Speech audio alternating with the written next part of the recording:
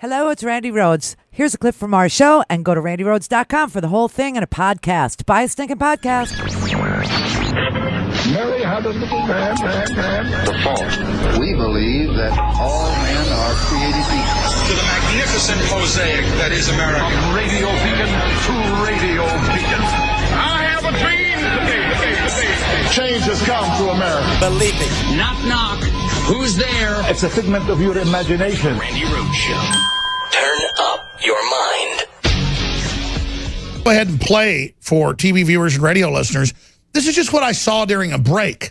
Okay, we just grabbed it off the DVR of CNN, who's famous for interviewing fake people, claiming they're man on the street. But even if it was a real person, then the general public thinks, oh, this person wasn't evil. He was just tired of the policies or politics. But again, if a conservative had gone and shot Democrats, it would be the end of the world. It shows how warped they've hyped themselves into this Nazi-like, I don't know what you call it, communist-like, cult-like fervor. Here's the shocking clip. Stand by, Art. We're just getting some tape in of an acquaintance of James Hodgkinson, the 66-year-old shooter, describing some of his political, perhaps, motivations. Listen to this. I just want to let people know that he wasn't evil, that he was, I guess, tired of some of the politics that are going on. That's what we just heard. Perhaps he wasn't evil, just tired of the politics that's going on. Antonio? I have no words to say about things like this. I mean, people have no guts and glory anymore to stand up for what is right. Hey, everybody, there's marauding liberals out there. Marauding liberals, Nazi-like marauding liberals. You know, I love how conservatives are now describing America where marauding liberals are causing violence and they have to be stopped by any means possible except for clamping down on guns. Now, when Gabby Giffords was shot in the face and all the, I think 5 or 6 people were killed in a parking lot where she was campaigning, right? We went crazy asking for gun control. She and her husband went crazy asking for gun control. You know, the Trump administration has said that if you are mentally, disabled in any way, shape, you should be able to get your hands on a gun. Today, in one of the subcommittees, there was a piece of legislation that was supposed to be voted on that said that silencers should be readily available. Now, what did they say today when they heard the gunshots at the ballpark? They were able to, drop for cover, run away, get away, right? And so nobody was killed, thank God, at the Republican practice game for the big, Democrat-Republican baseball game tomorrow at National Stadium. That's what they were practicing for this morning, early in the morning, 6:30 in the freaking morning. And gunshots ring out. And, the majority whip, Steve Scalise, was hit in the hip. A lobbyist that he was, hanging around with from Tyson Foods, that guy is in the worst condition of everybody else. 2 cops, 2 Capitol police officers who are the security detail for Steve Scalise. So don't tell me if there were guns present, none of this would have happened, because there were guns present and it happened. So the answer obviously is not more guns. The answer is when people are, have proven themselves to be violent. And this man, by the way, has proven himself to be violent. I don't know how much information you actually got about this shooter, but I got plenty.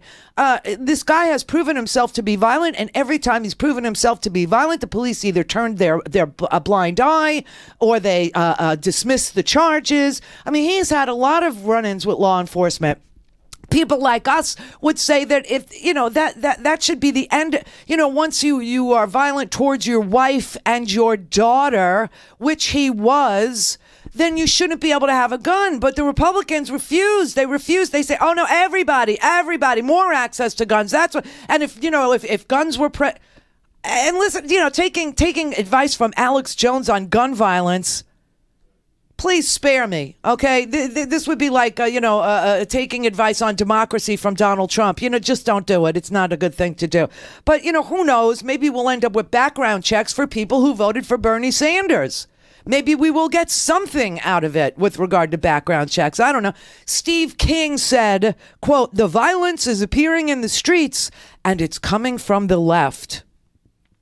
Of course, by violence, he means wearing pink hats. He has no problem with the guns. You know, listen, and I will say, you know, when you look up like how many shootings have we had where 5 or more people have been shot in America in the last 18 days, the answer is 58. 58. In fact, there was another shooting this morning in San Francisco, except the shooter killed himself and he didn't hit a congressman or a lobbyist from Tyson Foods. I mean, you know, when they sit there and they speak about, Steve King said, people that can't accept the results of the election. This city was filled up with demonstrations the day after the inauguration. You know, whenever there's a shooting, liberals want to have the gun conversation. Whenever there's a shooting of innocent people, we want to talk about mental health. We want to talk about background checks. We want to talk about access to weapons. We want to talk, and conservatives, they want to clamp down on dissent. They want to clamp down on the media. They want to clamp down on liberals. They want to, this is ridiculous. Donald Trump Jr., of course, you know, let's take our gun cues from him. I mean, he only shoots, you know, beautiful endangered species in a caged animal farm, right? But he said events like today are, and then in all caps, just like his dad, exactly why we took issue with New York elites glorifying the assassination of our president.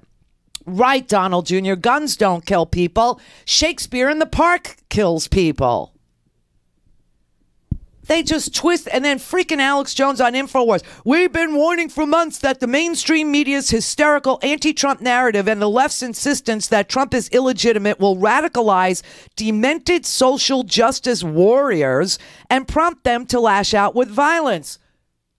Alex, you have wars in your show's name. More from the InfoWars. Quote, "The blood is on their hands." Why don't you just say the baseball thing was a false flag operation just to see what would happen with your audience? Why don't you just do that? The Sandy Hook things. And Megyn Kelly is interviewing this guy who says the Sandy Hook babies, the Sandy Hook kids who were killed, weren't really killed. They were child actors on freaking Father's Day on NBC. Thanks, Andy Lack. You're doing a great job over there. You want to know why I stopped watching that freaking channel? Now you know. Honest to God, this is so sick. Now, let me tell you about the shooter, just so you have the information you need. You know, the majority whip Steve Scalise and a lobbyist from Tyson Foods, who was and 2 Capitol police officers were wounded today by a gunman whose name is Hodgkinson. Okay, James Hodgkinson. And there was a baseball game, a practice game this morning in Alexandria, Virginia, okay? He was suspected of firing dozens of rounds into the baseball field Wednesday morning. Yes, his social media was highly critical of Trump. Yes, he wanted Bernie Sanders. Okay, so those 2 things are true. But here's what's also true about this man. This man constantly was being investigated by the police. Stephen Brenwald, an Alexandria resident and attorney, said he realized after seeing Hodgkinson's photo on the news that Hodgkinson's was the same man who had been hanging out for at least the last several weeks in the lobby of the YMCA adjacent to the field where Hodgkinson opened fire. Charles Creer, 50, a restaurant manager from St. Louis, said in an interview Wednesday that he became friendly with Hodgkinson during their work together in Iowa on Sanders' 2016 campaign. O'Rear said Hodgkinson's was a passionate progressive, showed no signs of violence or malice towards others. He said, "You've got to be kidding me." He said he was a quiet guy, very mellow, very reserved. He was a union tradesman, pretty stocky, and we stayed up talking politics. He was on the really progressive side of things. Robert Becker, who served as the Iowa director of the Sanders campaign, said Hodgkinson's had no formal role in the campaign. He couldn't find anybody who remembered him. There were 10,000 volunteers on the Bernie Sanders' campaign. Bernie Sanders made a statement this morning on the Senate floor. This is what he said. Madam President, I have just been informed that the alleged shooter at the Republican baseball practice this morning is someone who apparently volunteered on my presidential campaign. I am sickened by this despicable act, and let me be as clear as I can be. Violence of any kind is unacceptable in our society, and I condemn this action in the strongest possible terms. Real change can only come about through nonviolent action, and anything else runs counter to our most deeply held American values. I know I speak for the entire country in saying that my hopes and prayers are that Representative Scalise, congressional staff, and the Capitol police officers who were wounded make a quick and full recovery. I also want to thank the Capitol Police for their heroic actions to prevent further harm. Okay, so there's Bernie Sanders. Here's what you don't know about Mr. Hodgkinson's. Law enforcement officials arrived at his home in a rural community. Everybody's talking about America's favorite new... Law enforcement officials arrived at his home in a rural community southeast of St. Louis shortly after 11:30 a.m. The modest rectangular clapboard farmhouse sits amid fields of young corn and budding soy. One neighbor, a man in jeans and a straw cowboy hat who declined to give his name, said Hodgkinson's has not lived at the house for quite a while. He said Hodgkinson's wife left for work Wednesday morning, as she always does. Over the years, Hodgkinson has had multiple scrapes with local police and disputes with neighbors and his daughter, records show. Police most recently encountered Hodgkinson's on March 24th, records from the St. Clair County Sheriff show.